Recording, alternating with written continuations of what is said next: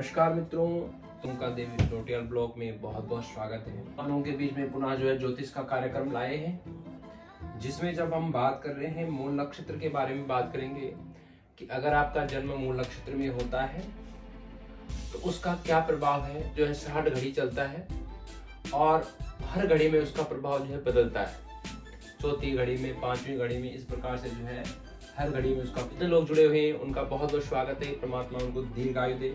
नक्षत्र के बारे में जब श्लोक वर्णन है कि मूलेष्ठो मूल वृक्षाया घटिका परिकीर्तिता स्तंभेषु षष्ठः घटिका त्वचि चेकादश स्मृतः शाखायां च नव प्रोक्ता पत्रे प्रोक्तस् चतुर्दश पुष्पे पंचम फले वेदः शिखायां च त्राय स्मृतः। इस प्रकार से कक्षया पत्रे पुष्पे मंत्री चा भूपते फले राज्यम शिखायां सदल्प जीवित बालका। कहा जाता है कि मूल नक्षत्र का जो प्रभाव होता है वो इस प्रकार से बताया गया है। तो हम इसको समझाने के लिए मूल नक्षत्र का चक्र बनाएंगे। अभी हम सबसे पहले यहाँ पर भगवान ओंकार का स्मरण करेंगे। ओम। भगवान श्री गणेश और भगवान सूर्य का भी स्वास्तिक चिन्ह, कहीं ये स्वास्तिक का चिन्ह होता है, ये इसको भगवान गणेश का भी स्वरूप, इसको भगवान सूर्य का प्रतीक माना गया है। जब सिंधु सभ्यता के बारे में वर्णन आता है तो वहां पर वर्णन आता है कि ये स्वास्तिक चिन्ह का पता लगता है, वहाँ सिंधु सभ्यता में इसका प्रमाण मिलता है। तो वो सूर्य, क्योंकि सिंधु सभ्यता के लोग थे वो सूर्य की उपासना करते थे, इसलिए वहां से वर्णन मिलता है कि ये सूर्य का चिन्ह है और ये सूर्य का प्रतीक माना जाता है।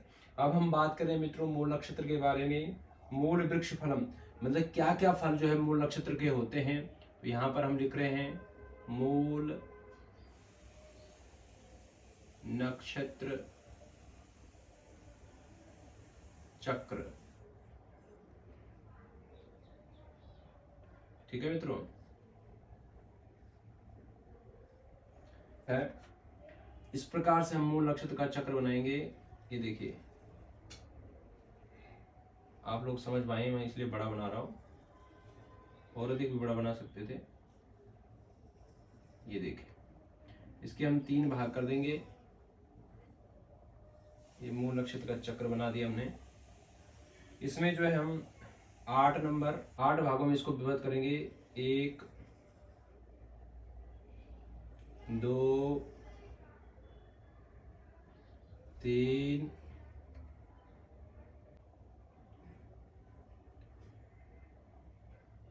4 5 6 1 2 3 4 5 6 7 और एक और कर देंगे 8। ये मूल नक्षत्र का चक्र बन रहा है। इसको आप प्लेन भी सीधा भी बना सकते थे, या बिंदी के नहीं रखेंगे। 8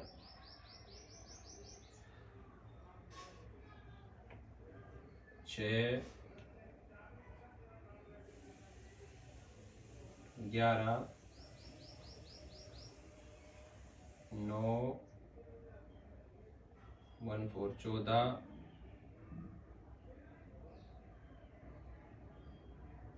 5 4 और 3।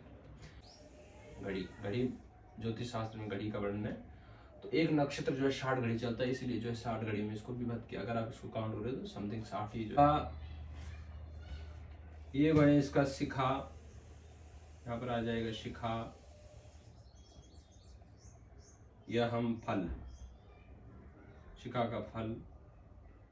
फिर इसमें आ जाएगा फल, इसमें आ जाएगा फूल, और इसके बाद आ जाएगा पत्र, इसके बाद आ जाएगा आपका शाखा। शाखा समझते हैं ना, शाखा। उसके बाद आ जाएगा त्वचा, उसके बाद आ जाएगा आपका स्तंभ, खंग, उसके बाद आ जाएगा मूल। ठीक है, मूल आ जाएगा। इसके बाद जो है कहा गया है, अगर व्यक्ति शिका का फल जो कहा गया है यहाँ पर जो है, ये जो है अल्पायु का, अल्पायु,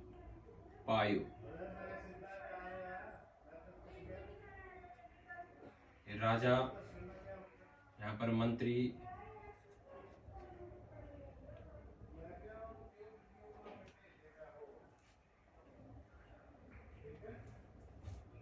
यहाँ पर कहा गया परिवार का क्षय करता है, परिवार क्षय। यहाँ पर माँ, माता, माँ को कष्ट,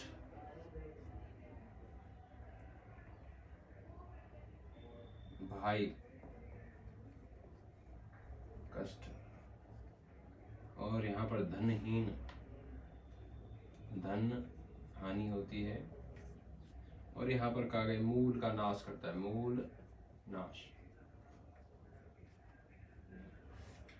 तो इसको आप समझ पा रहे होंगे, जहां तक मैं देख पा रहा हूं, ये इस प्रकार से इसका क्रम आप बना सकते हो। ये आज भी आपको हो जाएगा।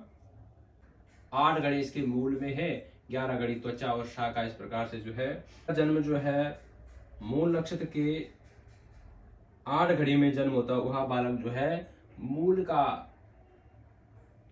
मूल नक्षत्र के 60 घड़ियों में से 8 घड़ी में जिस बालक का जन्म होता है वह कुल के लिए जो है हानिकारक होता है।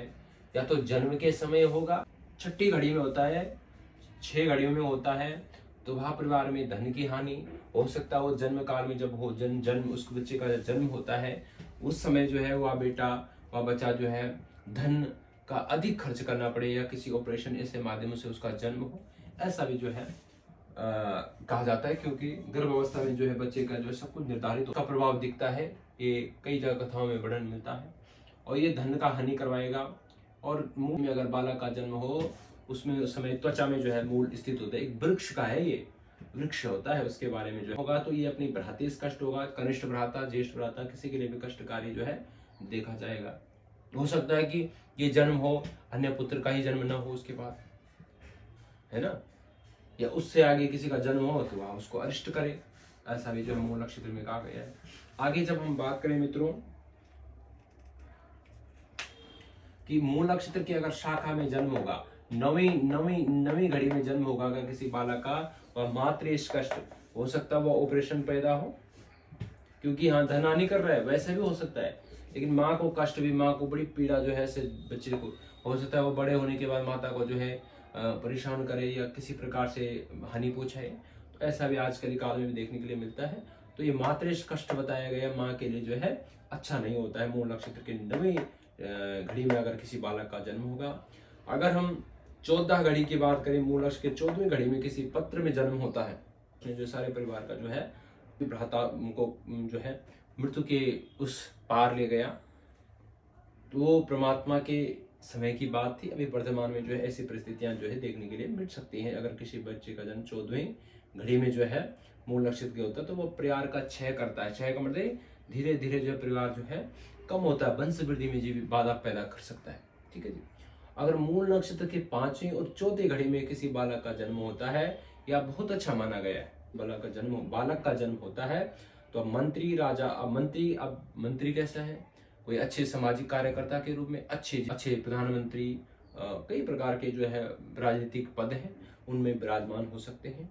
और राजा की बात करें तो आजकल काल में राजा तो है नहीं, तो राजा की जगह क्या है, उसको बड़ा ऐसा आराम उनके जीवन में हो सकता है, वो राष्ट्रपति के रूप में कार्यनिरत हो भविष्य में, या किसी बड़ी कंपनी का बहुत अच्छा CEO आदि बन सकता है, आराम से अपना जीवन जो है व्यापन कर सकता है। बहुत ही श्रेष्ठ माना गया, अति उत्तम माना गया है कि मूल नक्षत्र के 4थे और 5वीं घड़ी में अगर किसी बालक का जन्म होता है। लेकिन सबसे जो हानिकारक जो है मूल नक्षत्र का जो है 3री घड़ी में किसी बालक का जन्म होता है, तो मूल नक्षत्र के 3री घड़ी में जन्म होने से बालक अल्प आयु होता है, उसकी आयु कम होती है, बहुत कम, ऐसा ज्योतिष शास्त्र का ही मत भी है। और कई जगह मैंने इनको जो है कई ऋषि मुनियों ने जो इसका वर्णन किया है बहुत अच्छे से, गहराई से। तो मूल नक्षत्र का 3रा जो घड़ी होती है वहां पर जन्म होना बड़ा ही हानिकारक माना गया है। अब आपका बेटे का जन्म मूल नक्षत्र की किसी भी घड़ी में हुआ हो, वो आप जान सकते हैं कि क्या प्रभाव है। किंतु अगर आप शांति कराना चाहते हैं, मन के अंदर वहम रहता है, तो उसको दूर करने के लिए आप जो है मूल की शांति करा सकते हैं। उनको उबाल करके, कई जगह उनको भिगा करके उबाल करके यूज करते हैं। सप्त मृतिका और अन्य प्रकार की कई मृतिकाओं का भी प्रयोग होता है। पंच रत्न आदि मिक्स करके पूजन किया जाता है। उन मूल का एक जो कलश बनाया जाता है, उस कलश के अंदर जो है सभी पत्तों का रस मिक्स करके और उसका पूजन करके जो है उस बच्चे का जो है माता पिता सहित जो है उसका स्नान करवाया जाता है वेद मंत्रों के द्वारा। और इसका मूल का जाप भी होता है, 28,000 कहीं कुछ लिखा हुआ है, तो कई जगह अलग अलग जो है मूल नक्षत्र का जाप करवा करके और उसकी शांति करवानी चाहिए। शांति कराने से इसका प्रभाव जो है, देखो ये जन्म काल का होता है, शांति कराने से इसका दुष्प्रभाव है वो रुक जाते हैं और व्यक्ति अपने जीवन में जो है अपनी पूर्ण आयु को प्राप्त करता है। ठीक है जी। तो 27वें दिन, जन्म के 27वें दिन बालक का जो है पूजन करवाना चाहिए। अगर आप इसको भूल चुके हैं तो आगे भी जिस समय आपको पता लगता है उसी समय जो है मूड की शांति आपको अवश्य करानी चाहिए किसी ब्राह्मण के द्वारा। ठीक है जी। और इस प्रकार से जो है आप अपने बच्चे की कुंडली भी देख सकते हैं। धन्यवाद दोस्तों।